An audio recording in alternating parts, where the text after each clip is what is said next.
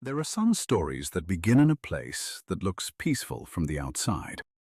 A quiet home near the mountains, a family with young children, a life built around work, school mornings, weekend plans, and the familiar rhythm of ordinary days. And then, in the early hours before sunrise, one phone call changes everything. A wife tells the dispatcher that something is wrong. Her husband is not responding. She says she had been sleeping in another room with one of the children, and when she came back, he was cold to the touch. At first, the scene appears like a private tragedy. A sudden death, a stunned household, a family left trying to understand how a healthy man could be gone before morning. But in the weeks and months that follow, questions begin to gather quietly. Questions about money, questions about documents, questions about a drink made late at night, questions about whether this death was sudden or carefully arranged. And then, almost a year later, the story takes on another layer. The grieving widow appears in public with a children's book about loss. She speaks about helping her sons understand their father's death. She presents herself as a mother trying to turn heartbreak into comfort. But investigators are already looking closer. And what they believe they find behind the image of grief is something much colder. This is the story of Eric Richins, Kouri Richins, and a family tragedy that moved from a quiet Utah home into a courtroom watched across the country. Welcome back. Tonight, we are settling into a true crime story told slowly, carefully, and with respect for the people whose lives were changed forever. This episode is designed for quiet listening. There will be no graphic descriptions, no sudden sounds, and no dramatic reenactments.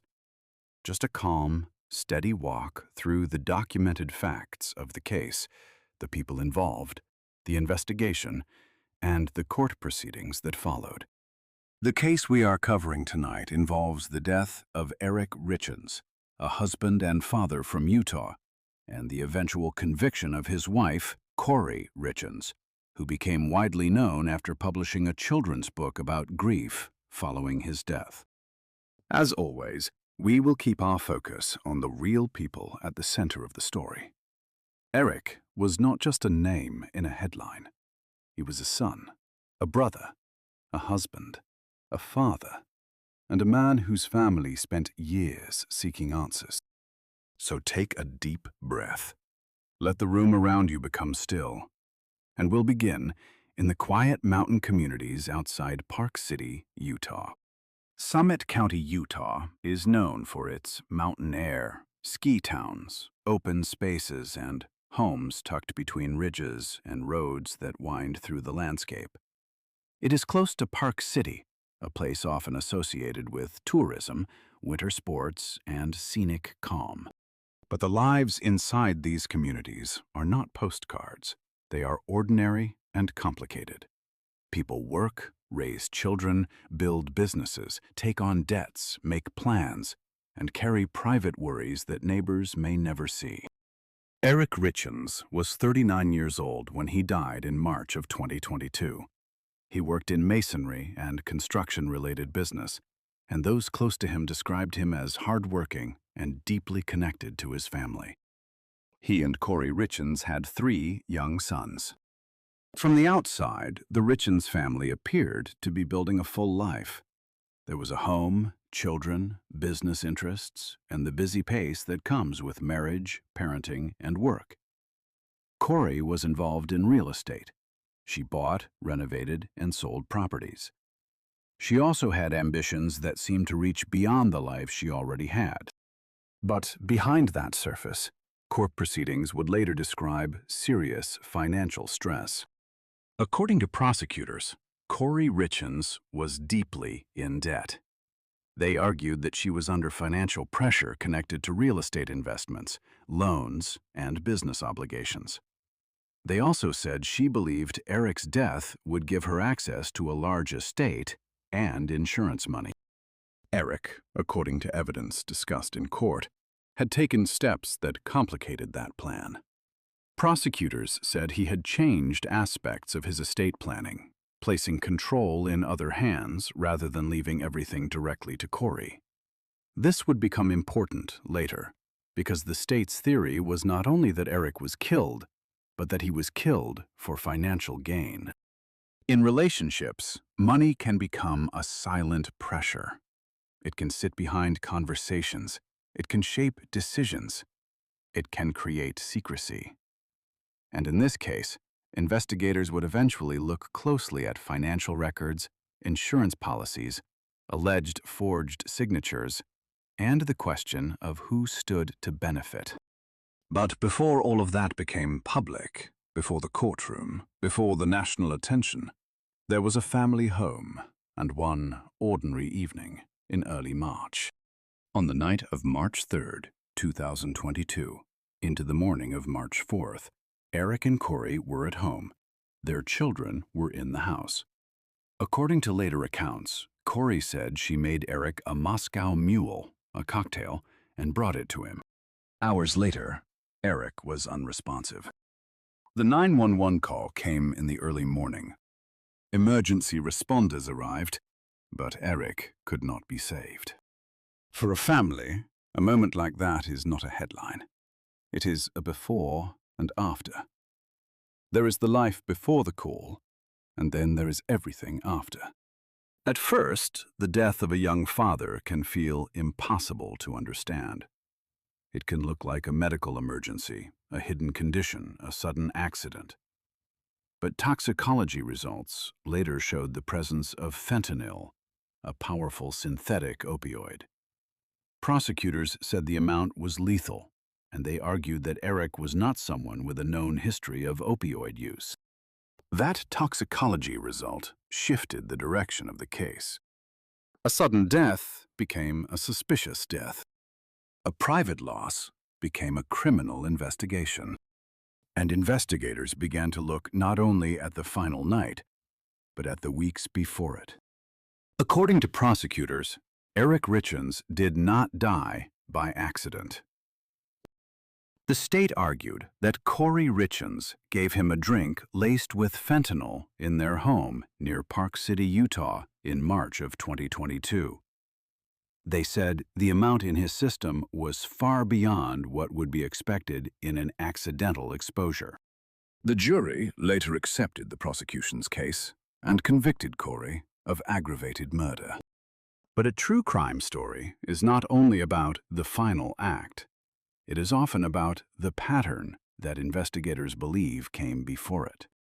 In this case, prosecutors said there had been an earlier attempt to poison Eric. They pointed to Valentine's Day of 2022, just weeks before his death. According to the state's case, Kouri gave Eric a sandwich that had been laced with fentanyl. Eric became ill but survived. Prosecutors argued that this was not an unrelated incident, but part of a sequence. The defense disputed the state's claims and maintained Kouri's innocence. Throughout the case, Kouri denied killing Eric. But prosecutors built their story around motive, access, opportunity, and behavior. They said Kouri was facing serious money problems. They said she had taken out or tried to obtain insurance connected to Eric. They also said she had forged signatures on financial documents and insurance-related paperwork. The state described Eric's death as financially motivated. In their telling, Kouri believed that if Eric died, she would receive millions through his estate and insurance policies. Prosecutors said that belief was mistaken in some important ways, because Eric had made arrangements that protected parts of his estate from going directly to her. The case became especially well known because of what happened after Eric's death. In 2023, Kouri Richins appeared publicly as the author of a children's book about grief. The book was presented as something written to help children process the loss of a parent. In interviews, she spoke about her sons and the difficulty of explaining death to them. To the public, that image was striking. A mother who had lost her husband, trying to help her children. But investigators saw something else. In May of 2023, more than a year after Eric's death, Kouri was arrested and charged in connection with his killing. The contrast was one reason the case spread so widely. The same woman who had been speaking publicly about grief was now accused of causing the grief she had described. For Eric's family, the public attention was painful. Their loss was already enormous. Now it was being discussed across news programs, podcasts, and social media. The details of their family, their suspicions, their finances, and their grief became part of a national conversation.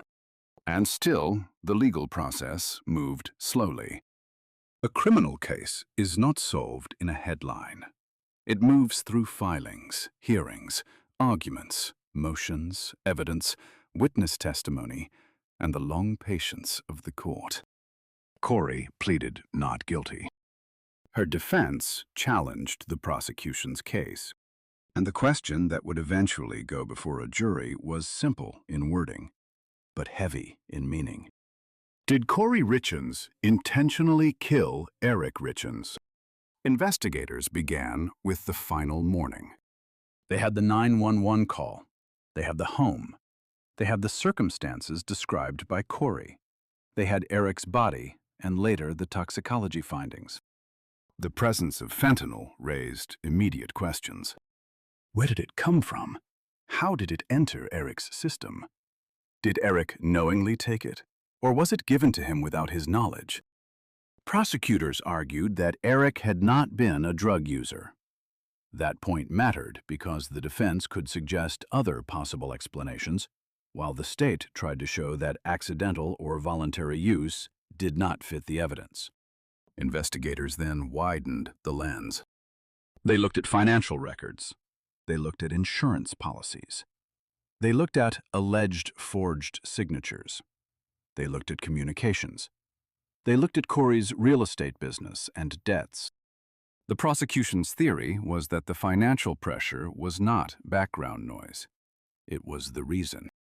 According to reporting from the trial and sentencing, prosecutors said Kouri was millions of dollars in debt and expected to benefit from Eric's death.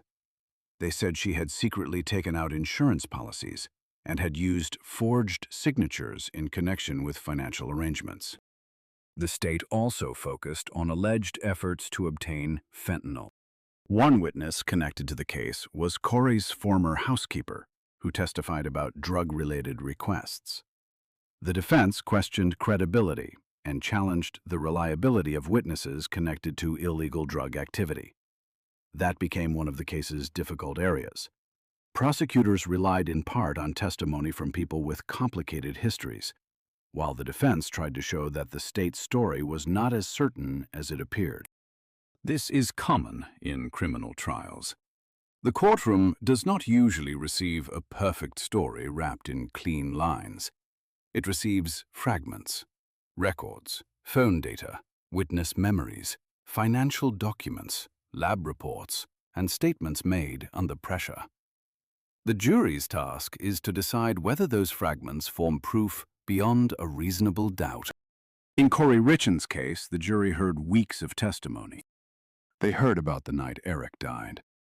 They heard about the Valentine's Day incident. They heard about finances and insurance. They heard about Kouri's public role after Eric's death as the author of a grief book. And they heard the defense's argument that the prosecution had not proven its case. The defense did not need to prove who else might have caused Eric's death.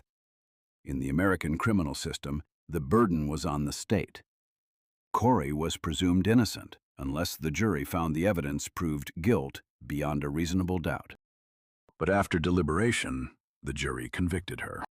On March 16, 2026, Kouri Richins was found guilty of aggravated murder and other charges, including attempted murder, insurance fraud, and forgery. For Eric's family, The verdict was an answer they had waited years to hear. But even a verdict does not undo the loss. It cannot return a father to his children. It cannot give back the ordinary mornings that should have followed. It cannot restore the years that were taken from a family.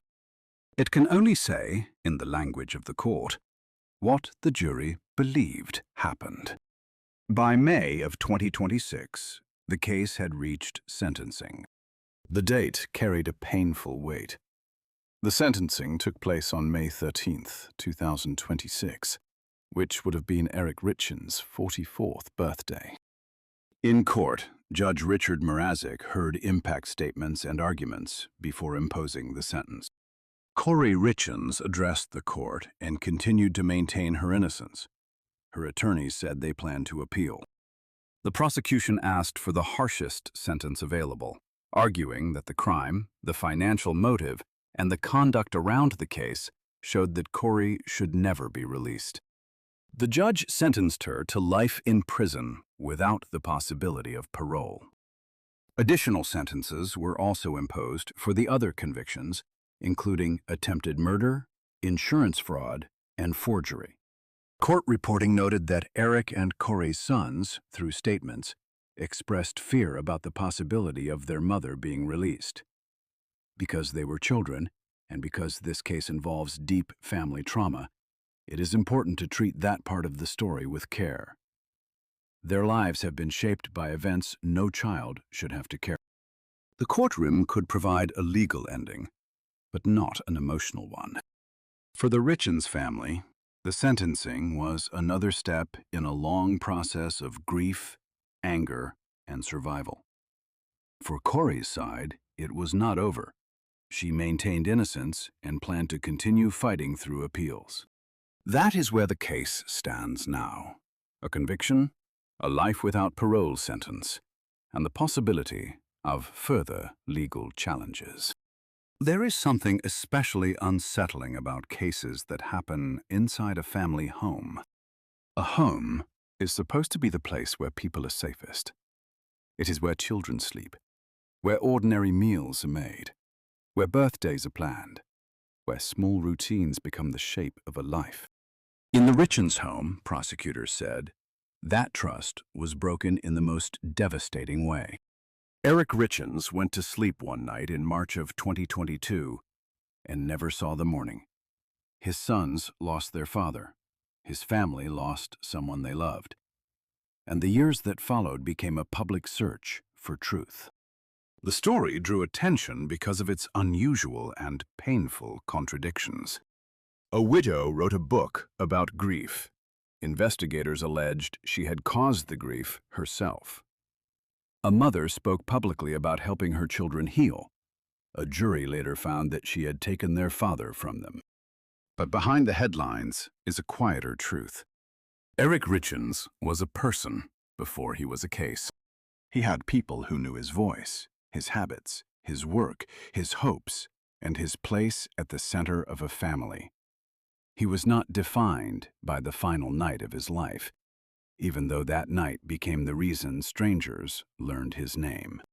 And the children at the center of this story deserve privacy, stability, and care far beyond what any courtroom can provide.